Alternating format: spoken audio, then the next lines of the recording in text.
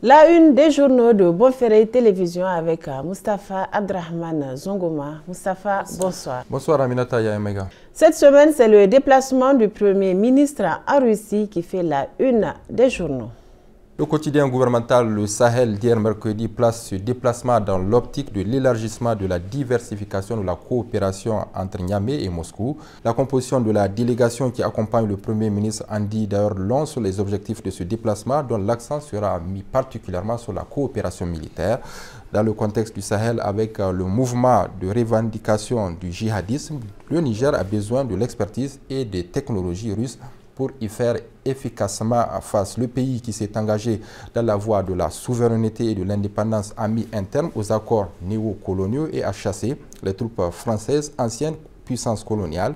Le Niger prône désormais la diversification des partenariats et les avantages comparatifs de la Russie en termes de technologie et d'approche partenariale sont deux véritables atouts. Il est question de discuter dans une dynamique de partenariat gagnant-gagnant en rejetant l'unilatéralisme, ce qui explique le rapprochement du Niger avec certaines grandes puissances ou émergentes comme la Turquie ou encore l'Inde. Les nouvelles autorités du Niger ont également engagé le pays dans une cohérence diplomatique avec la création de l'Alliance des États du Sahel, l'AES, aux côtés du Mali et du Burkina Faso. Le Niger, qui est sous embargo depuis 6 mois, rappelle le confrère, a besoin du soutien de la Russie, notamment en matière de produits céréaliers et d'engrais. Cette visite fait suite à celle du vice-ministre russe en charge de la défense à Niamey, visite au cours de laquelle des accords ont été signés. La coopération entre la Russie et le Niger est vieille de plus de 50 ans, nous rappelle le confrère, et cette coopération touche essentiellement le secteur des mines, de l'énergie, de la culture, de la formation et des infrastructures. En effet, la Russie accorde des bourses de formation et il n'y a pas de visa pour les passeports de service diplomatique. Même appréciation du quotidien indépendant La Nation qui parle de perspectives de diversification de partenaires du Niger. En choisissant ces pays étiquetés dans le jargon occidental, le Niger entend faire de la diversification des partenaires une réalité tangible et surtout bénéfique pour son peuple, écrit le quotidien privé La Nation. Il est aussi question de travailler avec des partenaires qui respectent la souveraineté du Niger, un pays autonome qui connaît ses besoins et priorités et qui n'entend plus se faire dicter des valeurs, des conduites et des comportements. Le pays qui veulent coopérer avec nous doivent absolument respecter ce principe élémentaire, car personne ne sait mieux que nous ce dont nous avons besoin, ni ce que nous devons être. Les partenaires qui veulent nous aider ou travailler avec nous doivent s'inscrire dans cette dynamique souverainiste impulsée à la marche historique de notre pays depuis l'avènement du Conseil national pour la sauvegarde de la patrie, le CNSP. Depuis les événements du 26 juillet 2023, le Niger s'est mis en quête de nouveaux partenaires stratégiques en concertation avec les autres pays membres de l'Alliance des États du Sahel, notamment le Burkina Faso et le Mali.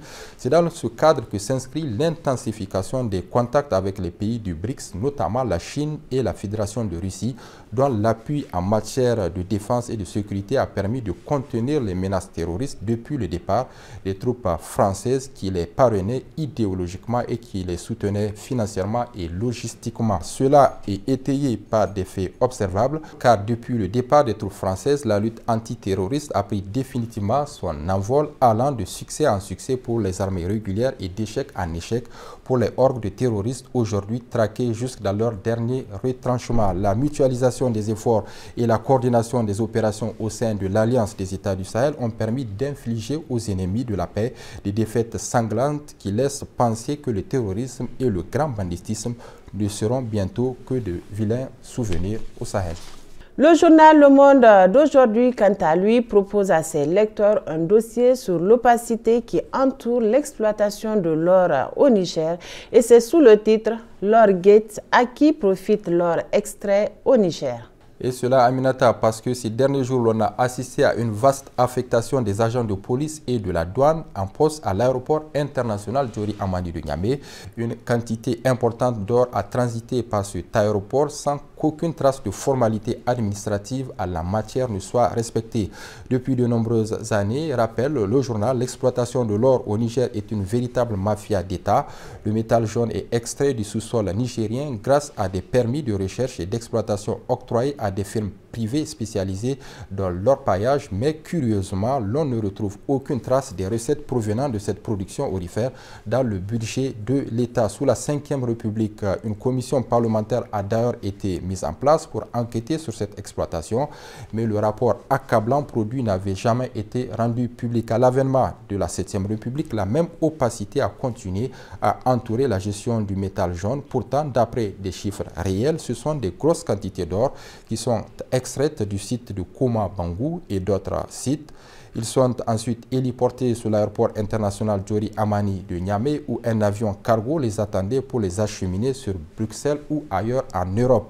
Les importantes réserves d'or que renferme le sous-sol sahélien sont la principale raison pour laquelle la région fait l'objet de déstabilisation de la part de puissances impérialistes. En effet, le Mali, le Burkina Faso et le Niger ont la particularité de disposer d'un potentiel impressionnant de métal jaune, la valeur refuge par excellence. Le paradoxe, le Bénin, le Togo, qui ne dispose d'aucune mine d'or, exporte des dizaines de tonnes d'or par an.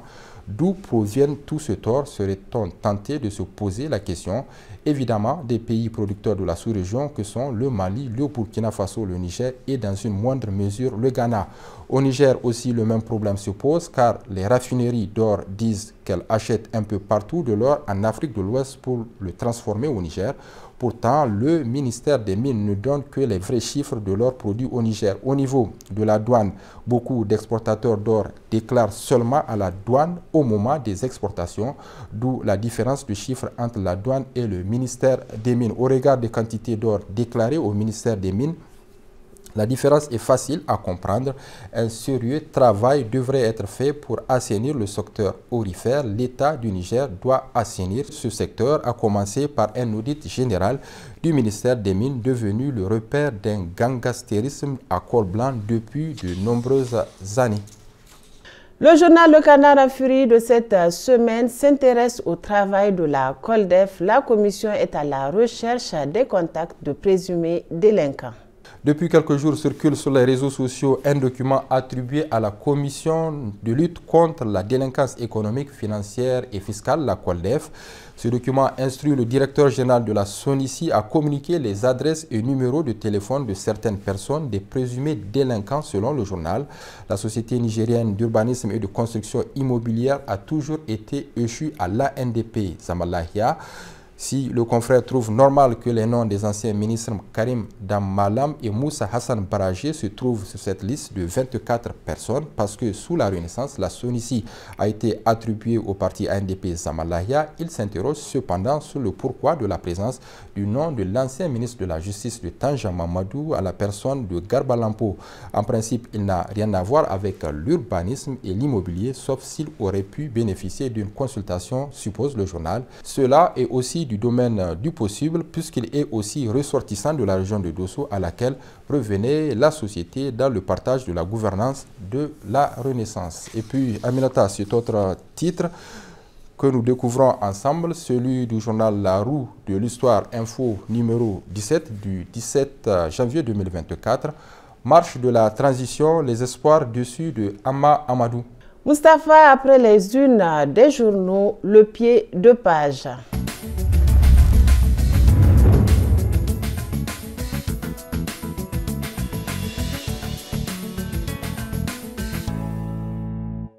Le pied de page de cette semaine, c'est celui du journal L'Actualité. Nous nous intéressons à cet article qu'on retrouve en page 3 de l'hebdomadaire. Il nous parle de la rationalisation des dépenses publiques par le Conseil national pour la sauvegarde de la patrie, le CNSP, qui a décidé par décret pris par son président, le général de brigade Abdraman Chani. C'était lors du Conseil des ministres du 4 janvier 2024, un décret qui met fin aux fonctions des agents sous contrat de louage de services et des agents à statut spéciaux en service dans les ministères et institutions publiques. Il s'agit là d'agents contractuels dont les recrutements se sont opérés de manière irrégulière et qui ne répondent pas aux besoins réels de l'administration publique nigérienne. Il s'agit des agents dont les contrats ont été signés par les ministres, les responsables des institutions de l'État ou des services déconcentrés, y compris les représentations diplomatiques du Niger à l'étranger.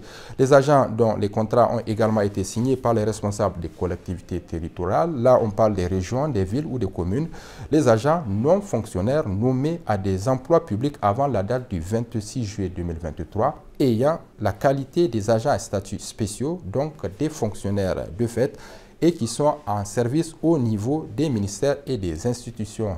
Aminata, à travers cette opération, l'État va engranger 11 milliards de francs CFA comme économie, selon les évaluations faites par les services techniques du ministère des Finances. Moustapha Zongoma, merci. Merci, Aminata Yamaya. Monsieur, dames, merci également à vous de nous avoir suivis. Ici se referme cette édition d'information. Excellente soirée en compagnie des programmes de la télévision. Bonne soirée.